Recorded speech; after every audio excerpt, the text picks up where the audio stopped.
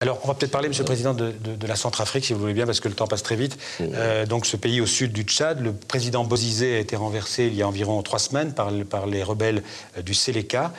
Quel a été le rôle du Tchad dans ce coup d'État? Parce que vous passiez pour un soutien, un allié du président Bozizé avant ce coup d'État.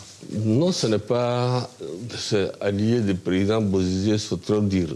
Allié des Centrafricains, des peuples centrafricains, bien sûr. C'est pourtant vous qui l'avez aidé à arriver au pouvoir il y a 10 ans, quand même, François Bozizé. Comment? Vous l'avez soutenu quand il est arrivé au pouvoir il y a 10 ans. Non, je l'ai soutenu quand il est arrivé au pouvoir. Oui. Je l'ai soutenu quand il est arrivé au pouvoir.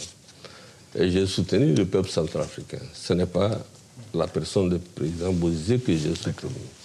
Donc ceux qui disent que vous avez lâché, François Bozizé... Je ne suis pas le seul. C'est toute la sous-région qui a été solidaire avec le peuple centrafricain depuis 1994, je dis bien, depuis 1994.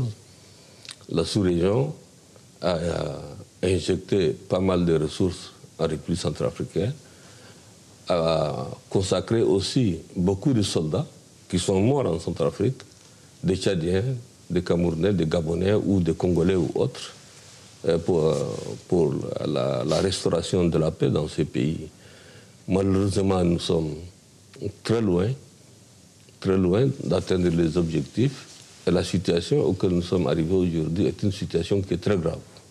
C'est pour ça que nous avions donc tenu dernièrement un sommet ici. Le sommet avait consacré, a pris un certain nombre de décisions que nous avions donc soumises aux Centrafricains. Et le sommet devait avoir le 18. En principe, c'est le 15 qui devrait avoir le 18. Ouais. Mais j'ai repoussé au 18 pour donner un peu de temps aux Centrafricains de s'organiser et de venir avec, des propositions concrètes de sortie de crise. Parce que justement, vous ne considérez pas le chef de la rébellion, Michel Djozodia, comme le nouveau président de la Centrafrique? Moi, je ne le reconnais pas comme le nouveau président de la Centrafrique. C'est une question de principe.